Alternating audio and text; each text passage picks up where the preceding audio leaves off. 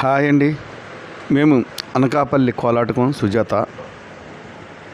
అందరికీ ముందుగుంటూ భోగి, మకర సంక్రాంతి, కనుమ శుభాకాంక్షలు తెలుపుకుంటూ ఈరోజు మీకు ఒక ఓల్డ్ వీడియోస్ కోలాటకం పెడుతున్నామండి యూట్యూబ్లోను. అవి చూసి మీరు ఆనందిస్తారని చెప్పేసి కోరుకుంటూ మరిన్ని వీడియోస్ మీ ముందుకు తీసుకొస్తామండి. ఇవే కాదు, ఇవి సుజాత మేడం గారు అంబేర్పురం గ్రామం వాళ్ళకి కోలాటకం నేర్పి ఆ రోజు ఆ ఊరిలో ఒక కార్యక్రమం జరిగితే కోలాటం కార్యక్రమం వేశారండి. జగడపు చనములు జాజరా అన్న సాంగ్ అండి ఇది. ఆ సాంగు హరి హరి హరి గోవింద శ్రీ హరి హరి గోవింద శ్రీ హరి హరి గోవింద హరి హరి హరి గోవింద అంటూ సాంగ్ వేస్తుంటారండి.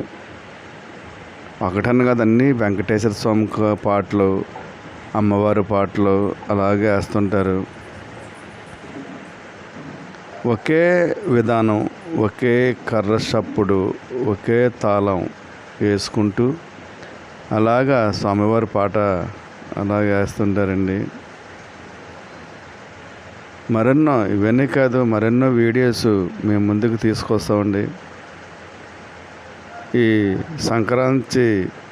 మకర సంక్రాంతి సందర్భంగా ఈ వీడియో మీకు పెట్టడం జరుగుతున్నది. మీరు ఎవరైనా సబ్స్క్రైబర్ చేసుకోకపోతే వెంటనే సబ్స్క్రైబర్ చేసుకోండి, లైక్ చేయండి, బెల్ కొట్టండి. ఇంకా మీకు మరెన్నో వీడియోస్ మీకు చేసి మీకు యూట్యూబ్లో అప్లోడ్ చేయడం జరుగుతుంది. చూసి ఆనందిస్తారని చెప్పేసి కోరుతున్నాను.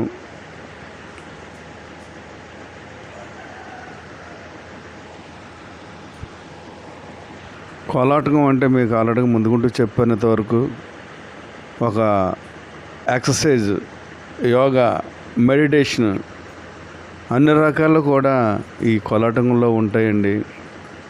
ముఖ్యంగా మగవాళ్ళకు అది జిమ్కి వెళ్ళి జిమ్లో చేయడాలు అవి ఉంటాయి. ఆడవాళ్ళకి కూడా జిమ్లు ఉంటాయి. కాకపోతే మనం ఇప్పుడున్న పొజిషన్లో ఇంటి దగ్గర యాప్కాలకి ఇంట్లోకే టైం సరిపోవట్లేదు. ఇంకా వాళ్ళకి జిమ్కి వెళ్ళి చేయడానికి ఎక్కడ అవుతుంది? అందువల్ల శుభ్రంగా ఏదో ఒక దేవాలయంలోనూ ఎవరొక మంచి మేడంని చూసుకొని కోలాటకం నేర్చుకుంటే అదే ఆరోగ్యం, మహాభాగ్యం. ఆరోగ్యం ఉంటుంది, మహాభాగ్యం ఉంటుంది.